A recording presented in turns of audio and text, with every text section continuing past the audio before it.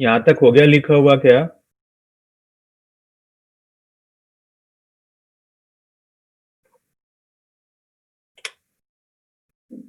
मुस्कान, कहाँ तक हो गया लिखा हुआ?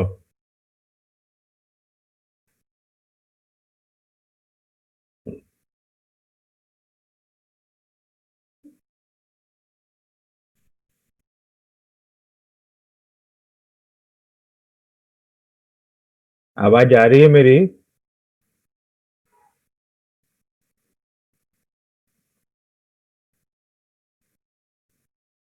Yes sir. कहाँ तक लिख लिए कार्तिक? सर फिगर तक ड्रॉ हो गया है। अच्छा।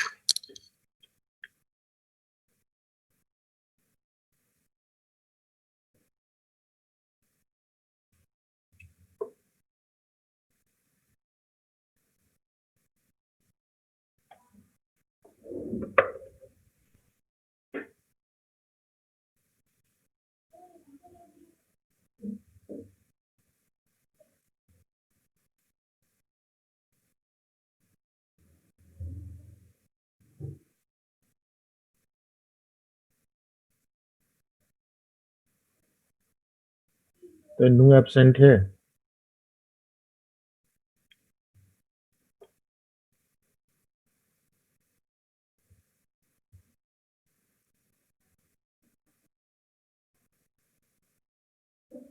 विधि कहाँ तक हुआ लिखा हुआ?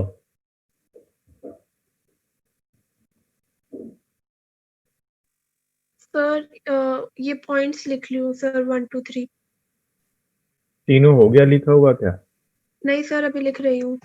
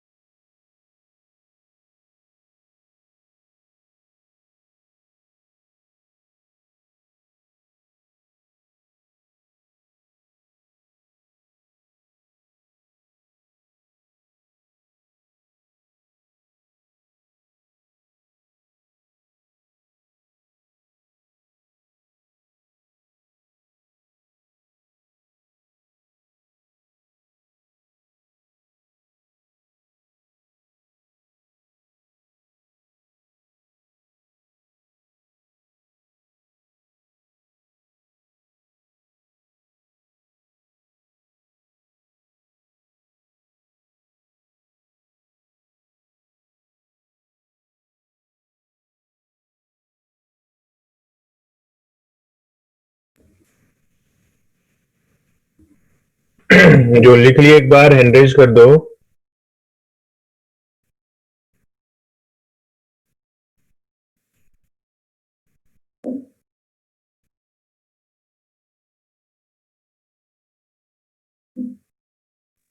सर इसका एक बार सेकंड पॉइंट एक बार दोबारा बता दो।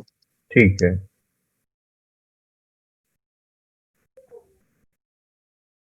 श्रेय हो गया लिखा हुआ।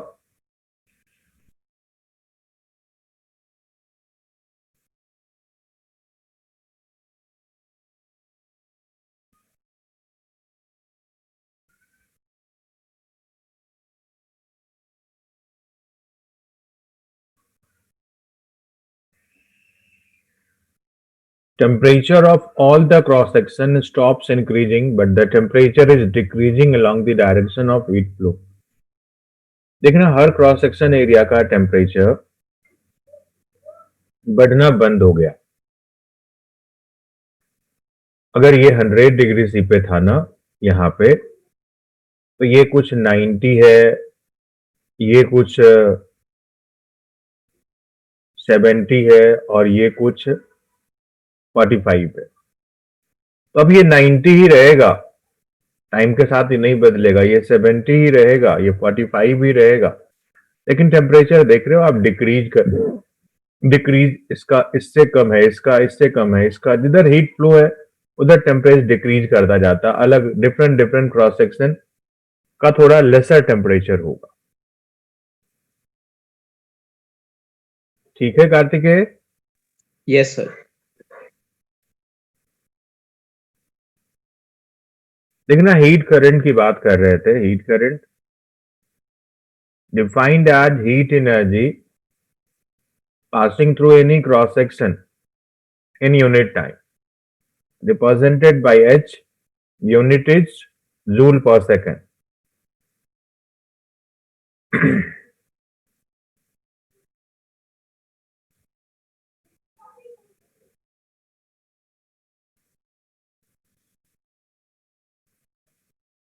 देखना अभी हम लोग लाए थे फॉर्मूला हीट करंट के लिए, H equal to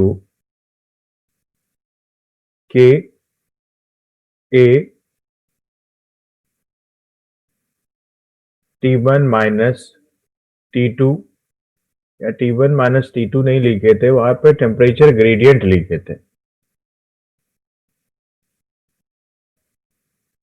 dt dx दे बोले थे, चेंज इन टेम्परेचर, और दो क्रॉस सेक्शन एरिया के बीच सेपरेशन dx है, तो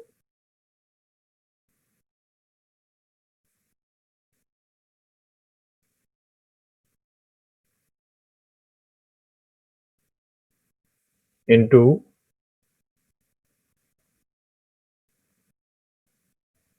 dt dx।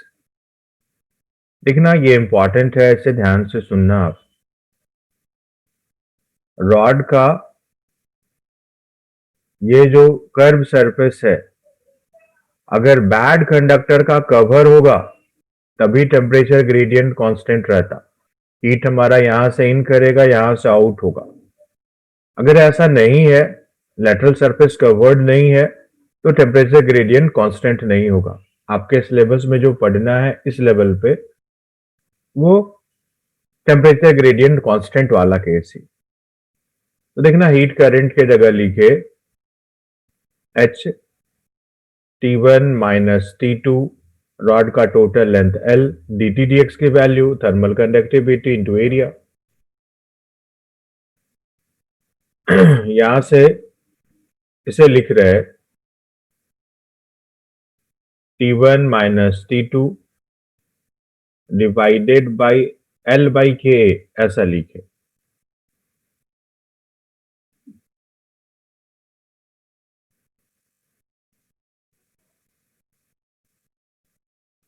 वही लॉ के रिगार्डिंग लिखा हुआ है। It is found that in steady state heat current is proportional to temperature gradient and cross sectional area, और K तो हमारा एक कांस्टेंट है, known as coefficient of thermal conductivity। लेकिन आप 10th क्लास में जो पढ़े थे इलेक्ट्रिक करंट, वो आपको कुछ याद दिला, वैसा ही यहाँ पे सारी बात देखना है, जानना है, तो आप वो जितना ढंग से उधर वाला चीज आपको पता होगा, आप यहाँ भी समझ पाओगे।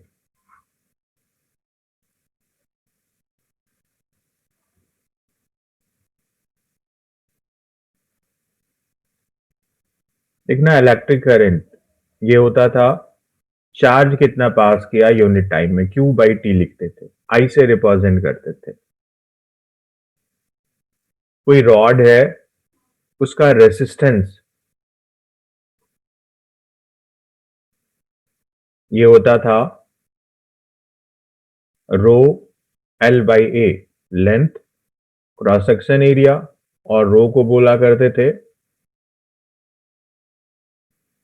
रेसिस्टिविटी।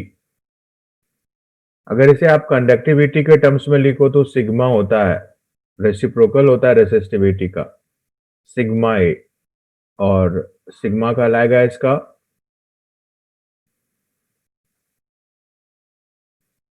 कंडक्टिविटी। देखना रेसिस्टेंस के रिगार्डिंग,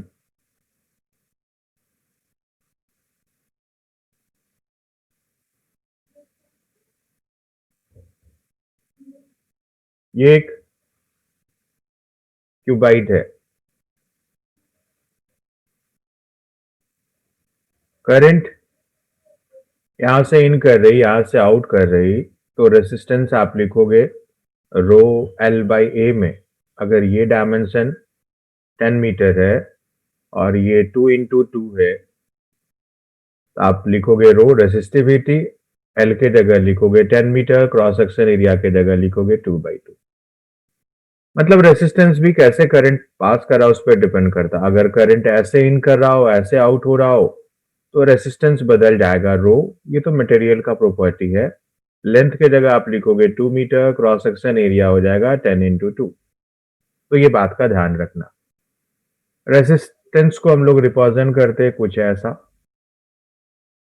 ये एक वायर है ए बी, जिसका पॉइंट ए का potential V A, point B का पोटेंशियल वी बी। तो जो करंट पोटेंशियल डिफरेंस होगा ए और बी के, ये डायरेक्टली प्रोपोर्शनल होता current passing through it. Potential difference को वी से रिप्रेजेंट करें तो प्रोपोर्शनल हो गया आई के, और इक्वल टू का साइन दोगे तो यहाँ पे लिखोगे रेसिस्टेंस। यहाँ से आई हो गया वी बाई आर, ये हो गया वी था potential difference divided by resistance. तो जैसा यहाँ पे इलेक्ट्रिक करंट है, वहां पे हीट करंट है। यहाँ पोटेंशियल का डिफरेंस बाय रेसिस्टेंस है, वहां पे टेम्परेचर का डिफरेंस है।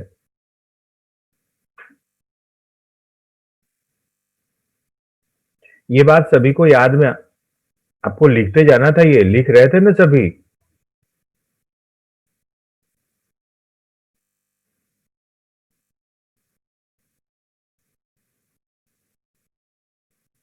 देखना, आगे बात कर रहे हैं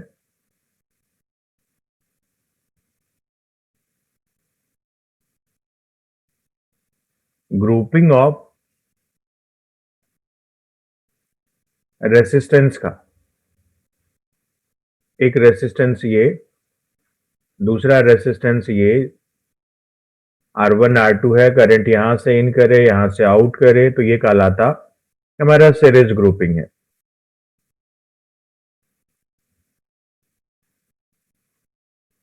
और सीरीज ग्रुपिंग में इक्विवेलेंट होता था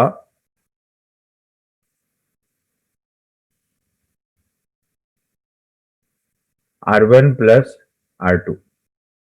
दूसरा पढ़े थे आप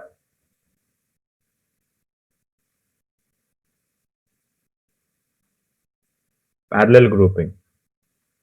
दोनों रेसिस्टेंस का एक एक एंड एक जगह ज्वाइन होता, दूसरा दोनों एंड एक जगह ज्वाइन होता, और इस जंक्शन जो जहां बना वहां से एक जगह से करंट इन करेगा सर्किट में, दूसरे से आउट होगा, तो ये R1 R2 कहलाता पैरेलल में है। पैरेलल में equivalent resistance 1 by R P, ये होता था 1 by R1 plus 1 by R2। तो ये बात वहां पे यूज में आएगा।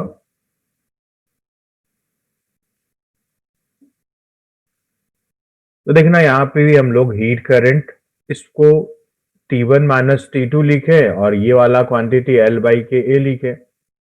कंपेयर करें इलेक्ट्रिक करंट वाले फॉर्मूले से तो यही होगा, थर्मल रेसिस्टेंस RT सिंबल दे दिए। RT हुआ थर्मल रेसिस्टेंस हुआ L बाई के ए। ग्रुपिंग ऑफ रेसिस्टेंस का फॉर्मूला जो इलेक्ट्रिक रेसिस्टेंस के लिए था वही यहां भी था सीरीज और पैरेलल के लिए। एक किरचॉफ लॉ बार बार यूज में यहाँ पे जो भी कॉम्प्लिकेटेड क्वेश्चन होगा उसमें यूज करेंगे, ये भी इलेक्ट्रिक करंट वाला ही है। It is related with the solution of the circuit. Circuit के सॉल्यूशन से लिंक है। सर्किट का मीन्स होता combination of battery, resistance, switch. एक रेसिस्टेंस कम से कम होगा, एक बैटरी होगा, एक स्विच होगा। And solution of circuit means finding current in any in a particular branch of the circuit, या finding the potential difference between the 2 point and finding equivalent resistance, इसके लिए यूज होता। किरचॉफ्स लॉ है क्या? Kirchhoff's law है summation of battery का voltage, summation of current and resistance, ये zero होता। V है EMF ऑफ द सेल, IR potential difference in resistance है। अब इसको हम डिटेल से बताएं, पहले आप इतनी बात को लिख डालना ऊपर से।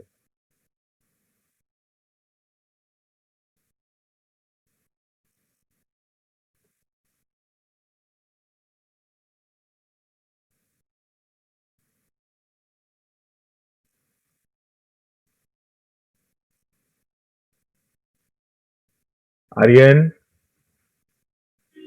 Yes sir. बात समझ में आ रही है सब? Yes sir. शांतनु, कुछ पूछना भी? No sir. विधि, मुस्कान, कोई कंफ्यूजन भी? No, sir.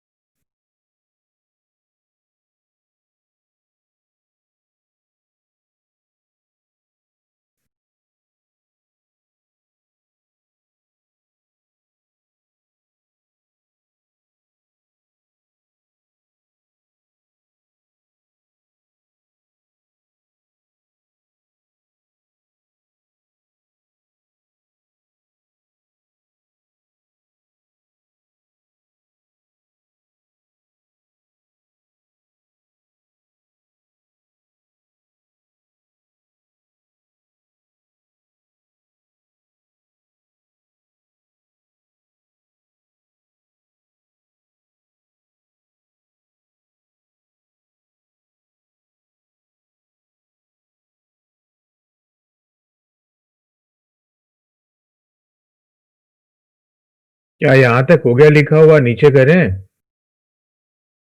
Yes sir. देखिए कहाँ तक हो गया लिख ली? पूरा लिख लिए पैरेलल ग्रुपिंग तक? Yes sir.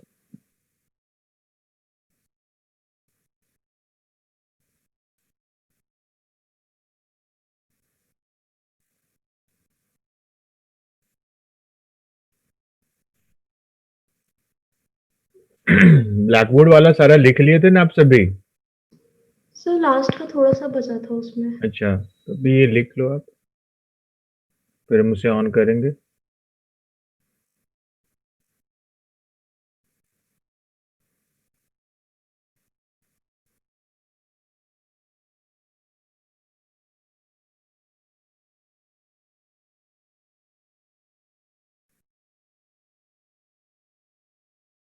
यहाँ तक लिखा हुआ हो जाए तो एक बार हैंड रेज कर देना।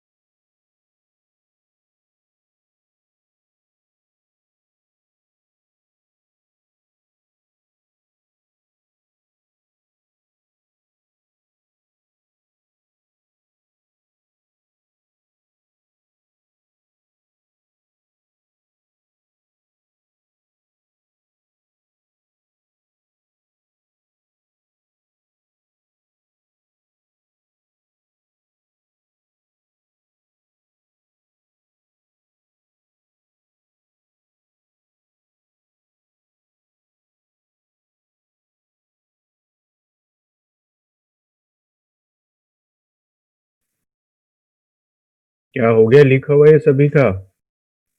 Yes. Kartikeya, Shantanu, yes sir.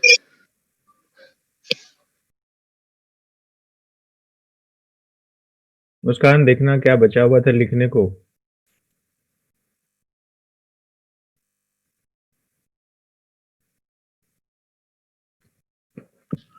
Okay sir, हो गया।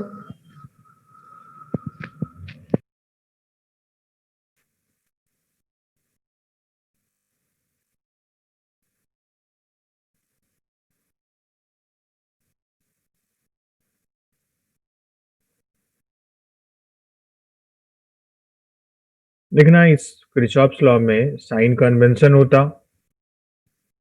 और IR करंट और रेजिस्टेंस के प्रोडक्ट के लिए along the direction of current use negative sign and vice versa.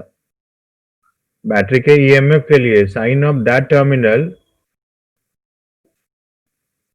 which we get put नहीं which we get later on when we are moving in the circuit। घूमने के क्रम में जो बाद में मिलेगा उसका साइन लेंगे। देखो ना, एक बैटरी दिखाए जिसका वोल्टेज V है और ये दो रेसिस्टेंस से जुड़ा हुआ। आप इसमें किरचॉफ्स लॉ लगाओगे तो पहले करंट बांटोगे, बैटरी के पॉजिटिव से करंट चली आई और यही एक ही रास्ता है, तो R1 R2 होता हुआ वापस बैटरी में चला गया। लूप का नाम हम लोग कैसे लूप में घूमेंगे ये डिसाइड करेंगे। तो लूप का नाम लिख रहे हैं कुछ ABCD और क्लोज लूप में लगता Kirchhoff's law. Close loop consider किए ABCDA। ए से बी जाएंगे, करंट के डायरेक्शन में गए तो IR1 माइनस साइन के साथ। R2 में भी करंट के डायरेक्शन में मूव कर रहे हैं तो माइनस IR2।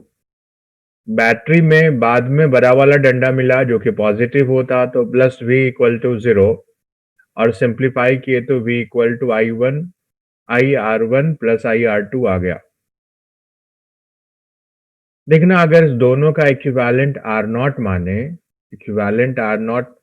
इक्विवेलेंट का मतलब होता है दोनों रेसिस्टेंस के बदले अगर आप एक ही रेसिस्टेंस यूज कर रहे हो तो क्या वैल्यू रखोगे ताकि सेम बैटरी से सेम करंट विड्रॉ करे। तो बैटरी V वोल्ट के लिए और करंट I विड्रॉ कर रहा है ये अकेला R0। फिर से लूप का नाम कुछ रखें ABCD। क्लोज लूप ABCDA में लगा रहे हैं लूप थ्योरम, तो minus IR0 plus V equal to 0। फिर से देखना करंट के डायरेक्शन में माइनस साइन के साथ, बैटरी के बाद में पॉजिटिव मिला तो प्लस IR और यहां से आप लिखोगे V इक्वल टू, तो ये प्लस साइन के साथ होगा IR0। यहां मिस्टेक था। दोनों इक्वेशन का लेफ्ट हैंड साइड V है, राइट हैंड साइड को इक्वेट करोगे तो R0 हो गया R1 प्लस R2।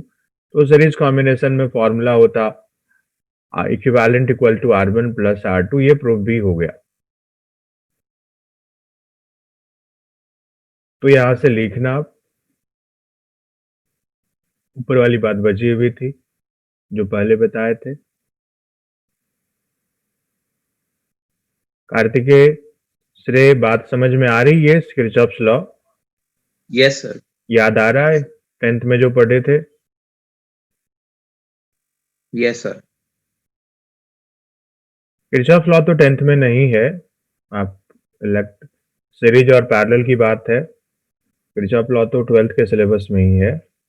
हम यहाँ पे उतना ही बात बता रहे हैं जितने से हमें यहाँ काम चल जाए। जब आप 12th में जाओगे इलेक्ट्रिक करंट में डिटेल से पढ़ोगे इसकी बात।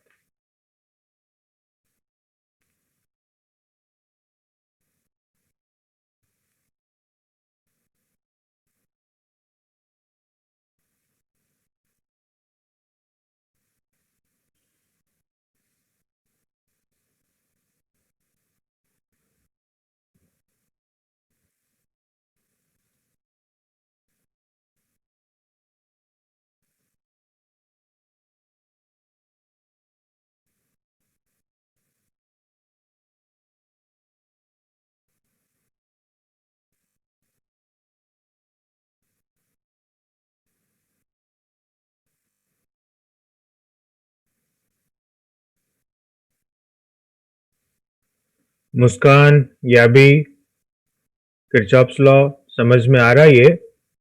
Yes sir. 10th में क्या ऐसा कुछ पढ़ने को मिला था किरचॉफ लॉ जैसा? सर या ये नाम लेकिन इक्वेशन ऐसे ही बनाते थे। अच्छा,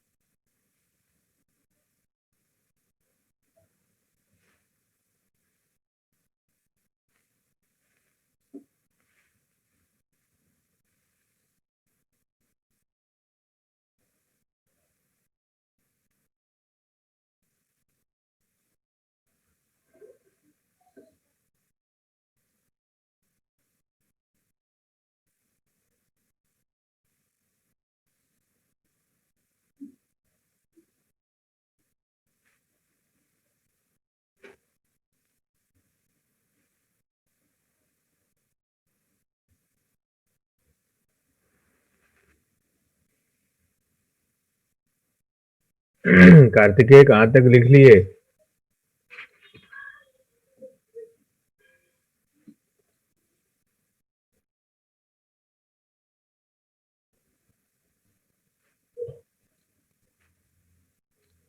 कार्तिकेय यस सर। कहाँ तक हो गया लिखा हुआ? सर ये हो गया पेज। तुम बोलना था ना।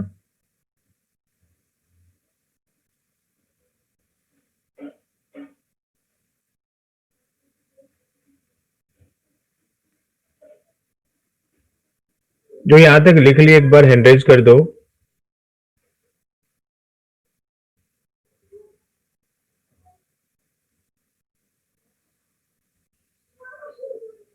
या भी हो गया लिखा हुआ?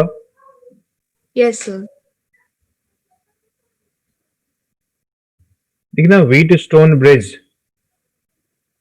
आप सभी पढ़े, ध्यान में है कुछ ऐसा? कुछ 10th में पढ़ने को मिला था व्हीट स्टोन ब्रिज?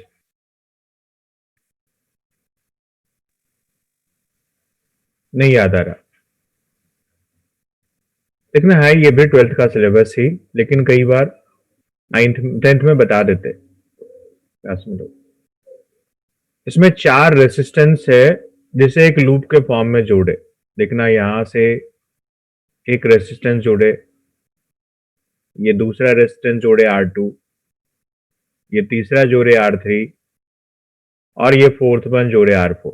एक लूप बना।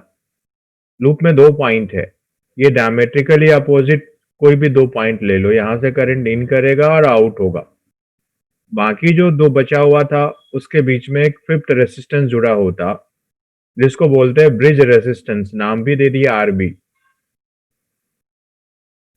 व्हीटस्टोन ब्रिज का 2 स्टेट होता, एक होता बैलेंस, एक होता अनबैलेंस। बैलेंस स्टेट में ब्रिज से करंट नहीं पास करता, IB current through the bridge ये 0 होता,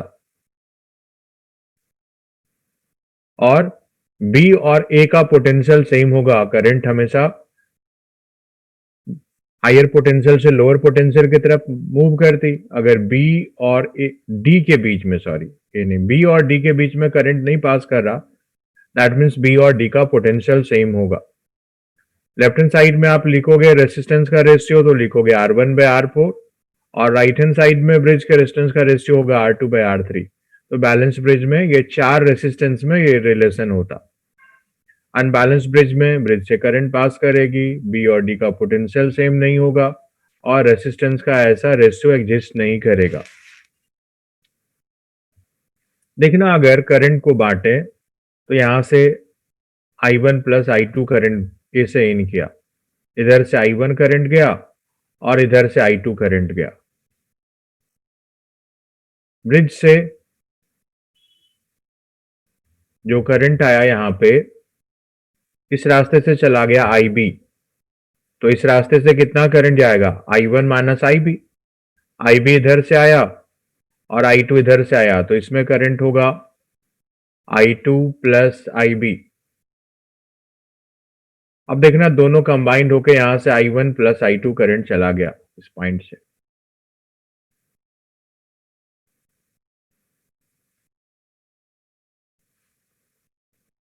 तो ये करंट का डिस्ट्रीब्यूशन यहां दिखाए और बताया कि बैलेंस ब्रिज में ब्रिज से करंट नहीं पास करता। अगर इससे करंट नहीं पास किया तो इसमें और इसमें सेम करंट होगा, ये दोनों सीरीज में होगा। R1 R2 में सेम करंट ही पहचान होता है सीरीज का, तो ऊपर वाला सीरीज में और नीचे वाला R3 R4 सीरीज में। ऊपर वाला इससे तो करंट ही नहीं पास कर रहा, जिससे करंट नहीं पास करता उसको इक्विवेलेंट में काउंट नहीं करते, जिससे करंट नहीं पास करता उसको इक्विवेलेंट में काउंट नहीं किया जाता, तो उसको तो हटा ही देंगे और फिर सर्किट में देखेंगे कौन किसके सीरीज में कौन किसके पैरेलल में। ये ब्रिज वाला, बैलेंस ब्रिज वाला क्वेश्चन काफी कम मिलेगा, लेकिन कुछ क्वेश्चन मिलेगा, उस पर्पज से मैंने बताया आपको। बाकी केवल सीरीज पैरेलल से ही काम चलेगी। हाँ, जब ये प्रॉब्लम ऐसा आप 3-4 कर लोगे तो फिर ये भी आपको आसान सा ही लगने लगेगा। अभी आप इंफॉर्मेशन जानो कि ऐसा होता है, लिखा हुआ रहेगा तो वहां पे बताएंगे ऐसे ऐसे हुआ। देखना नेक्स्ट मोड है convection. In this mode of heat transfer medium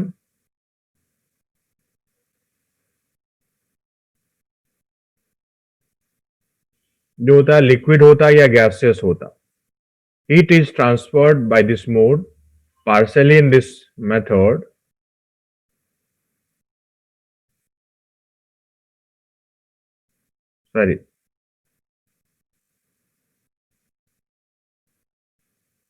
for this mode of heat transfer medium जो है ये लिक्विड होगा एंड गैसियस होगा। Heat is transferred by this mode.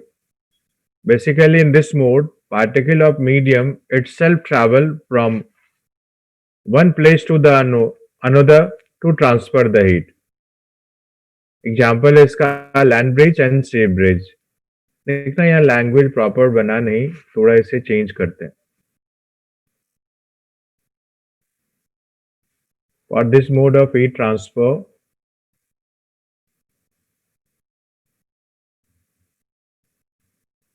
Medium is must होगा।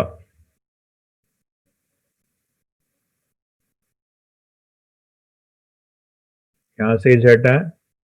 लिक्विड एंड गैसियस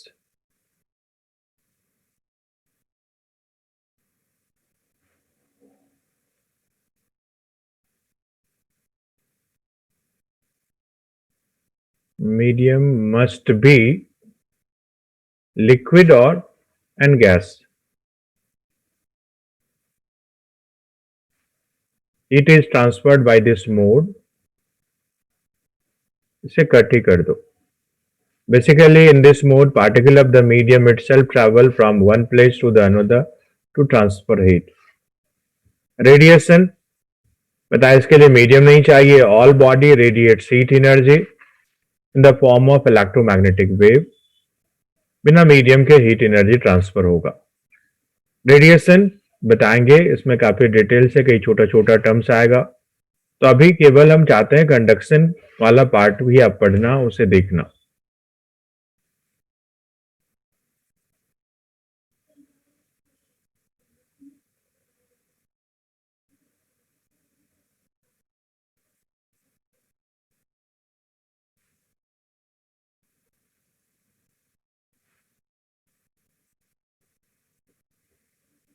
इसे लिखोगे अब आप।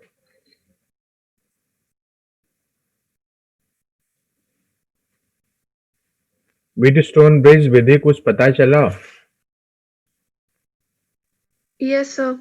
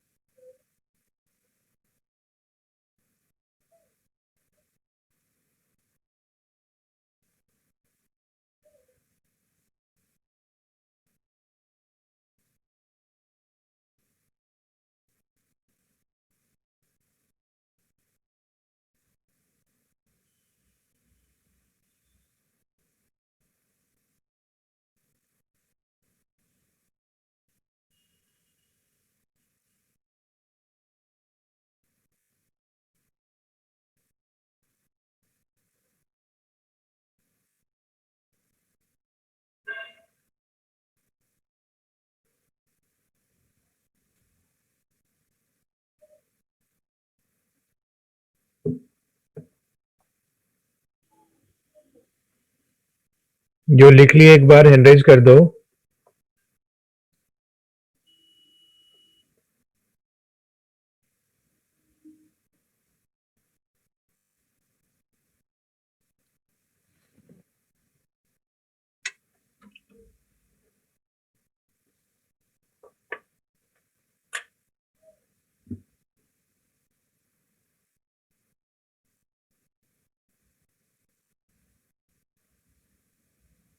कार्तिकेय हो गया लिखा हुआ? सर थोड़ा सा बचा है।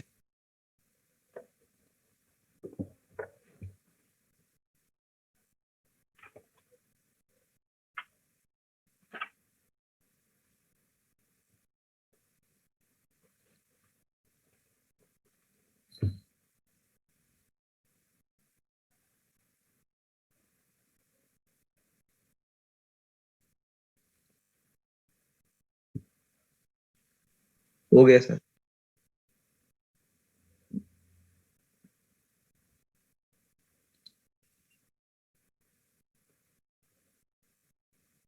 ट्वेल्व कार्तिकेय का ही डाउट था। Yes sir. कार्तिकेय पढ़िए 12 को।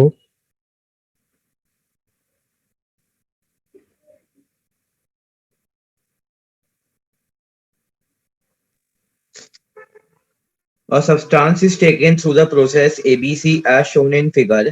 If the internal energy of the substance increases by 5,000 joules and a heat of 2,625 calorie is given to the system, calculate the value of J. देखना J कहलाता mechanical equivalent of heat. 1 calorie ये होता 4.18 joule या 4.2 joule. इसको J से represent करते, ये जो नंबर है 4.18 या 4.2। देखना है कैसे कैलकुलेट कर रहे हैं इसे, क्या क्या गिवन है इसमें।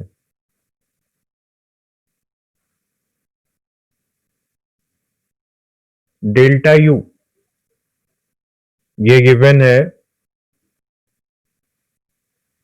5000 जूल। वर्क डन आप यहां से कैलकुलेट कर सकते। ए बी में वर्क डन हुआ, BC में 0। तो ए बी में वर्क डन है, प्रेशर है 200 किलो पास्कल 10 का पावर 3 और वॉल्यूम में चेंज हुआ 0.5 में से 0.02 घटाओगे तो ये आ गया 0.03 मीटर क्यूब में ऑलरेडी है ये। तो ये यहां से आएगा डेल्टा क्यू, आप लिखोगे डेल्टा यू प्लस डब्लू। ठीक है, डेल्टा क्यू आएगा, इसमें कैलोरी में कन्वर्ट करें, जे से डिवाइड करेंगे और ये आना चाहिए कितना 2625 कैलोरी बन जाएगा। जे कहलाता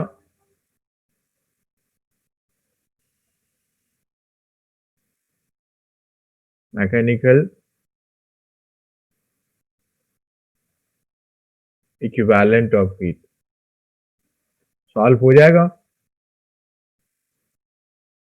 कार्तिकेय? Yes sir. नेक्स्ट वाला 18 किसका डाउट था? सर आर्यन। पढ़िए आर्यन 18 को। कार्तिकेय आप सॉल्व करके बताइए आंसर आया नहीं आया।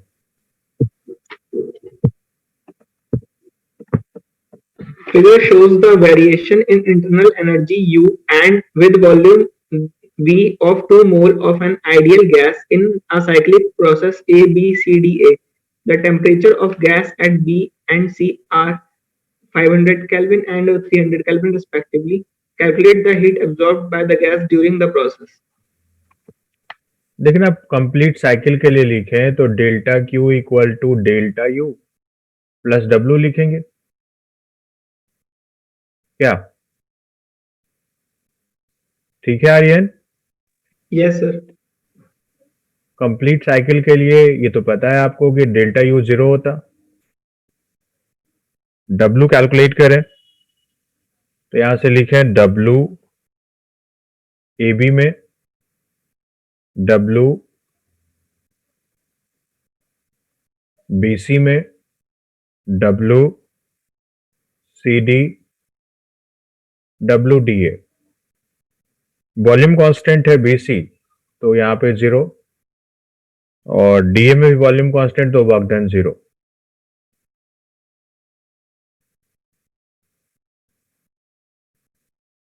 AB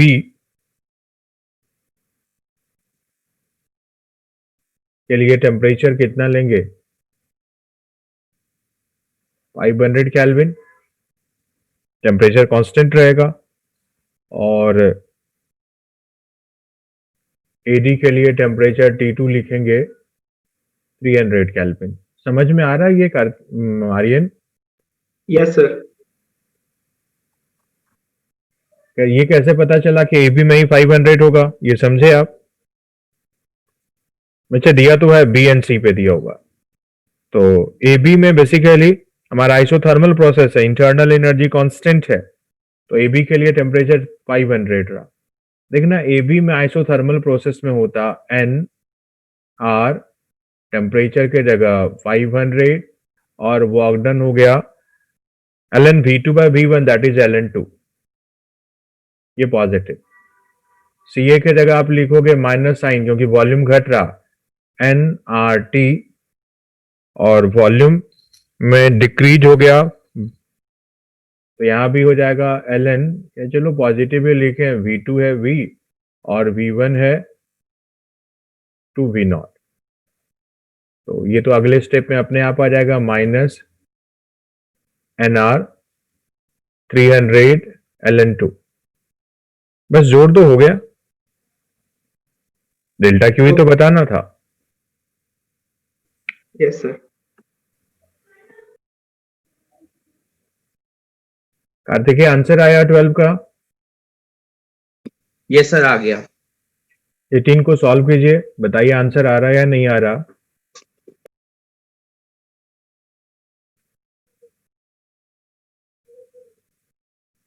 लेकिन हम चाहेंगे आप 5 मिनट रुक जाओ तो 21 भी बता ही दें। 21 बता देंगे तो आप 22 पता नहीं ट्राई किए या नहीं किए, क्योंकि 21 अगर नहीं बना तो 22 भी नहीं बना होगा।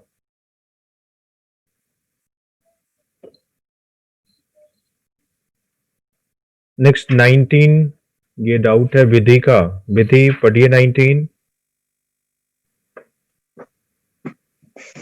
Find the change in the internal energy of 2 kg of water as it is heated from 0 degrees Celsius to 4 degrees Celsius. The specific heat capacity of water is 4200 joule per kg per Kelvin and its densities at 0 degrees and 4 degrees Celsius are 999.9 kg per meter cube and 1000 kg per meter cube respectively. Atmospheric pressure is equal to 10 power 5 Pascal. विधि देखना 4 degree C पे density maximum है, 0 degree C पे density कम है। Yes तो sir. Density कम है तो पहले volume ज्यादा होगा, बाद में वॉल्यूम घटा। Yes sir. डेल्टा क्यू कितना सप्लाई करना पड़ेगा, तो mass into latent heat of 2 kg water है, 0 से 4 डिग्री पे हीट सप्लाई कर रहा है। मास स्पेसिफिक हीट कितना गिवन है, स्पेसिफिक हीट है 4200 SI में ही दिया हुआ है और टेम्परेचर का चेंज है 4, इतना सप्लाई किए तो plus sign. Yes sir. Work done atmospheric pressure होगा 110 to the power 5 और 2 kg finally volume, final volume होगा 2 kg और डेंसिटी हो गया 1000 और इनिशियली है 2 kg और ये है 999.9। अपने आप नेगेटिव आ जाएगा। अब एक ही बचा डेल्टा यू, तो Yes, सॉल्व sir. करें, डेल्टा यू की वैल्यू आ जाएगी। सर इससे आंसर मैच नहीं हो रहा। सभी अभी है, सॉल्व कर, एक बार सॉल्व करना करते के सभी एक बार सॉल्व कीजिए इसे 19 को। आंसर मैच हुआ था। हुआ था। सर पीछे आंसर में भी कई बार कितना आंसर दिया हुआ है विधि?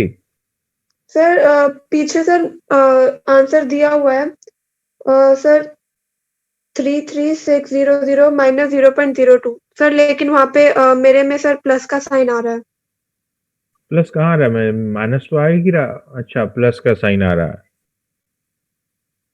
Delta U heat energy supply किए और वर्क डन तो नेगेटिव आएगा या पॉजिटिव आएगा? टेम्परेचर कहाँ से कहाँ हीट किए? 0 से 4, 0 से 4 हीट किए तो वॉल्यूम क्या हुआ? डेंसिटी बढ़ा तो वॉल्यूम घटा।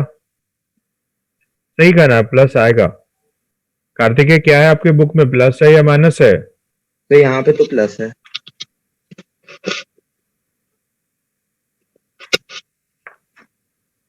आपकी बुक में प्लस है कार्तिकेय? Yes sir. अच्छा, मतलब प्रिंटिंग एरर है विधि फिर। Okay sir.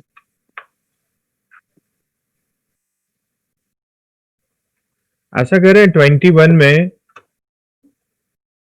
हिंट्स देके हम छोड़ दें, आप ट्राई करोगे? आर्यन, श्रेय, Yes, sir.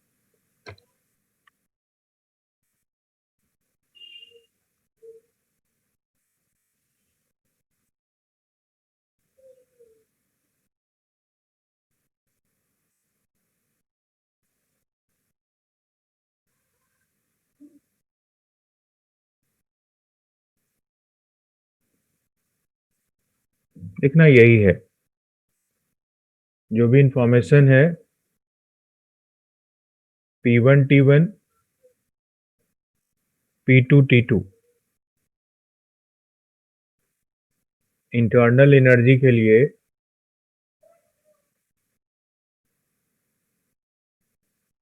ये हम हिंट से लिख रहे हैं। अगले क्लास में अगर नहीं बना आपसे तो हम फिर से बताएंगे।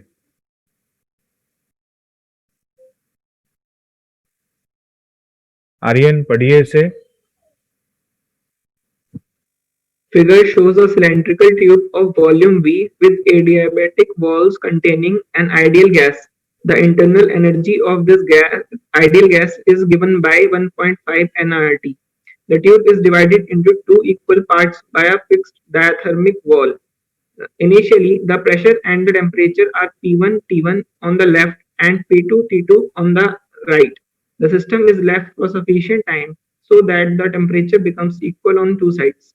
How much work has been done by the gas on the left part? D. Find the final pressure on two sides. C. Find the final pressure, final equilibrium temperature. D. How much temperature has flown through from the gas on the right to the gas on the left? देखना, volume में change हुआ क्या? ये fixed है तो work done 0। ठीक है Aryan? Yes, sir. क्योंकि इसका पिस्टन फिक्स्ड है, वो मूव करता तभी तो वर्क डन होता, वॉल्यूम में कोई चेंज ही नहीं हुआ। Find the final pressure on the two sides. देखना, इनिशियल प्रेशर अलग अलग है, टेम्परेचर चेंज करेगा, हीट एनर्जी एक साइड से दूसरे साइड में जाएगी नहीं,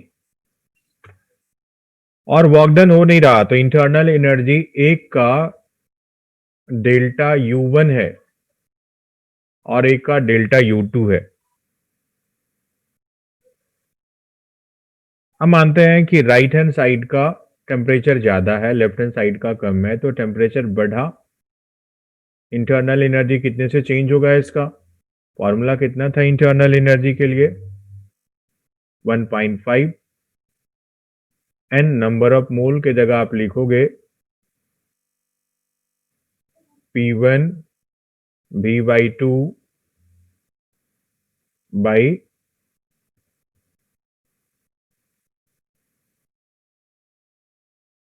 RT1।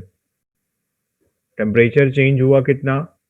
T2 ज्यादा था तो T माइनस T1। ये इंटरनल एनर्जी इसका बढ़ा क्योंकि टेम्परेचर बढ़ा इसका। राइट हैंड साइड का घटा 1.5 P2 V/2 RT2 और T2 माइनस T, दोनों को इक्वेट कर देना, delta U1 equal to delta U2, तो हमारा फाइनल टेम्परेचर आ जाएगा। Yes sir. फाइनल टेम्परेचर आ गया लेफ्ट हैंड साइड में, तो आप क्या लिखोगे, वॉल्यूम कांस्टेंट है P1/T1, P2 फाइनल टेम्परेचर को बोलते हैं, P1 डैश बोल देते हैं।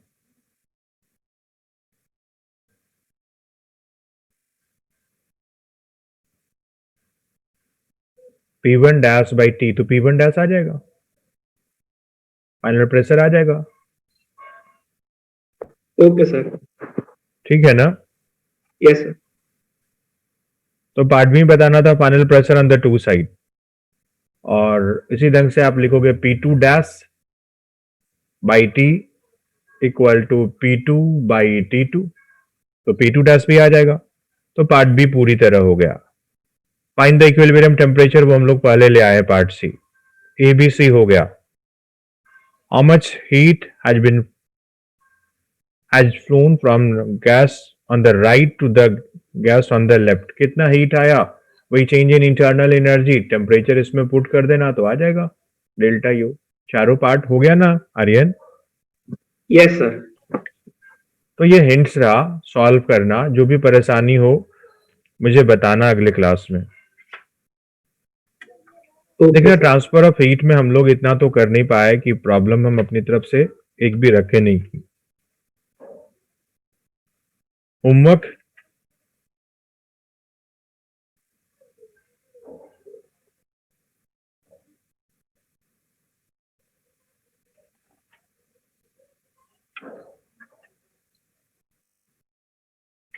देखना, स्पेसिफिक हीट ऑफ गैस वाला चैप्टर दिखा क्या आपको? कितना है ये चैप्टर नंबर? 27। स्पेसिफिक हीट के रिगार्डिंग बात हुई है, ये मैंने बताया है, बहुत सारी बात तो नहीं बताया, तो अंत वाले क्वेश्चन नहीं दे रहे हैं। अब 10 क्वेश्चन यहां से करोगे 1 to 10 केबल, या 1 to 14 करना।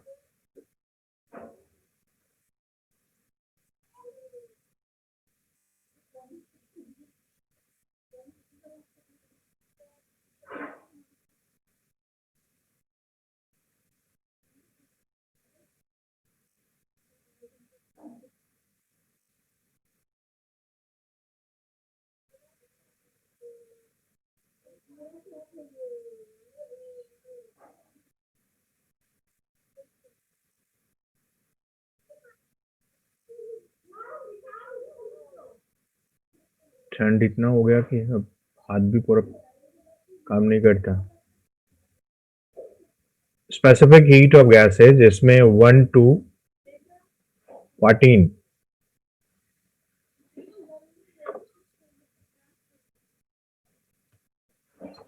देखना न्यू ईयर भी आ रहा, तो हम होमवर्क थोड़ा कम ही दे रहे हैं, लेकिन हम चाहेंगे कि आप रीडिंग लगाना इस बीच में ज्यादा, जितना भी टाइम मिले।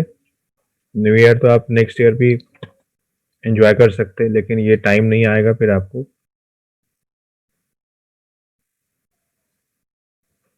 Level 1 objective 8, 9, 11, 12, 14, 19।